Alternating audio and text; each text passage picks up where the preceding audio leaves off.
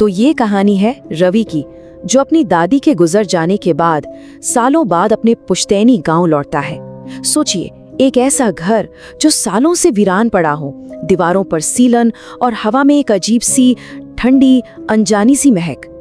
अब देखिए, घर का वीरान होना एक बात है, पर उससे कई ज्यादा डरावनी थी वो बातें, वो अफवाहें जो पूरे गांव में फैली हुई थीं। और इन्हीं फुसफुसाहटों से इस कहानी का असली डर शुरू होता है। कहानी के पहले हिस्से में हम रवि की उसी घर में वापसी देखते हैं, एक ऐसी जगह जो अब अपनी नहीं लगती, जहां यादों से ज्यादा एक अजीब सी बेचैनी थी, एक अनजानापन था। वो घर जो कभी उसका अपना था, अब एकदम पराया और डरावना लग रहा था। लकड़ी का हर चरमराना, दीवारों की वो सीलन भरी गंध, ऐसा लग रहा था मानो घर खुद ही कोई चेतावनी दे रहा हो। और फिर आई पहली रात। बाहर नीम का पेड़ डरावने तरीके से झूल रहा था, और तभी रवि को खिड़की से एक आवाज सुनाई दी, कोई जैसे अपने नाखूनों से शीशे को खटखटा रहा हो। टप टप टप। जाहिर है रवि एकदम से चौंक कर उठ बैठा। भाई, आधी रात को इस सुनसान घर में कौन हो सकता है? उसने आवाज लगाई, पर उसकी आवाज बस उस अंधेरे कमरे में गूंज कर रह गई। कोई जवाब नहीं। और फिर एक आवाज आई, बहुत ही धीमी, टूटी हुई, थकी हुई सी। एक ऐसी आवाज जिसे रवि अपनी पूरी जिंदगी में नहीं भूल सकता था। वो उसकी दादी की आवाज थी। रवि पलटा और उसका खून जैसे जम गया हो। कमरे के एक कोने में एक साया खड़ा था, सफेद साड़ी, सिर झुका हुआ और बाल चेहरे पर बिखरे हुए, ठीक ठीक उसकी दादी की तरह। वो कुछ समझ पाता इससे पहले ही उसकी माँ ने आकर लाइट जला दी और वो साया गायब हो गया था। तो अब कहानी दूसरे हिस्से में पहुंचती है, जहां ये राज और भी ज्यादा गहरा हो जाता है। अब ये सिर्फ एक वहम या एहसास नहीं था, बल्कि कुछ बहुत भयानक था जो उस घर में अपनी जगह बना रहा था। अगले दिन गांव के पंडित से जो पता चला, वो रोंगटे खड़े कर देने वाला था। पता चला कि दादी असल में किसी अधूरी, भटकती आत्मा को अपने तांत्रिक ज्ञान से बांध कर रखती थी, और उनकी मौत के बाद वो बंधन टूट गया था।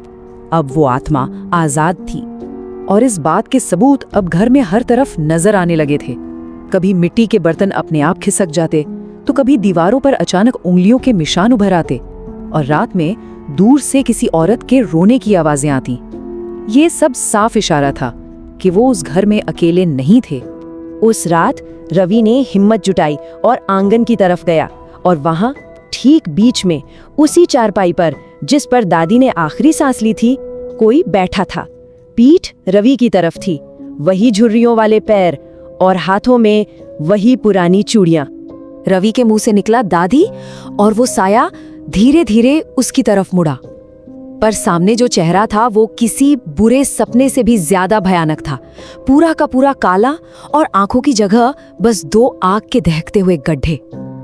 और बस यहीं से कहानी अपने सबसे डरावने मोड़ पर पहुंचती है। अब पता चलेगा उस आत्मा का असली मकसद और दादी का वो राज जो वो अपने साथ ले गई थी। सोचिए, चेहरा इतना भयानक, पर आवाज बिल्कुल दादी जैसी थी, वही प्यार भरी, फुसलाने वाली। और ये कहते हुए उस चीज ने अपनी बर्फ जैसी ठंडी उंगलियों से रवि की कलाई पकड़ ली। तभी माँ की चीख सुनाई दी। उन्होंने दरवाजे से ही गंगा जल छिड़का, और उस आत्मा की एक भयानक चीख पूरे आंगन में गूंज गई। और सच अब पूरी तरह से सामने था। दादी कोई भटकती आत्मा नहीं थी, वो तो एक पहरेदार थी, और अब वो पहरा टूट चुका था। तो अब सवाल ये नहीं था कि वो चीज क्या है, सवाल ये था कि उसे रोका कैसे जाए। और इसका जवाब खुद दादी ने दिया, मौत के उस पार से। उसी रात रवि के सपने में उसकी असली दादी आई, बिल्कुल वैसी ही, प्यार भरे चेहरे के साथ।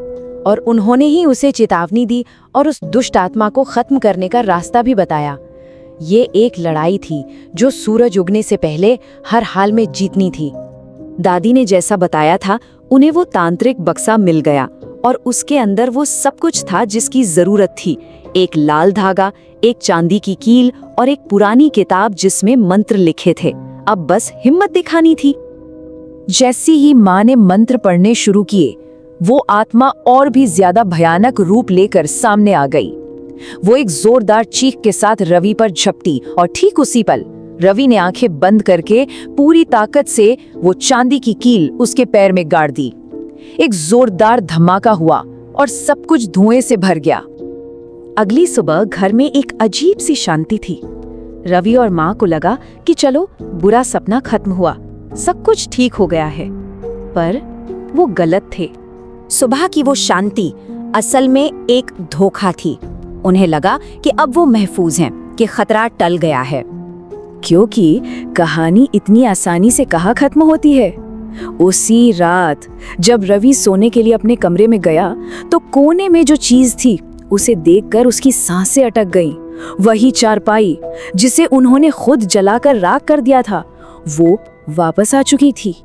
और हाँ, उस चारपाई पर कोई बैठा था और एक धीमी सरगोशी करती हुई आवाज आई जो ये बताने के लिए काफी थी कि आतंक लौटा है। तो कहानी यहाँ खत्म हो जाती है, पर एक डरावनी सोच के साथ कि कुछ दरवाजे अगर एक बार खुल जाएं तो शायद फिर कभी बंद नहीं होते।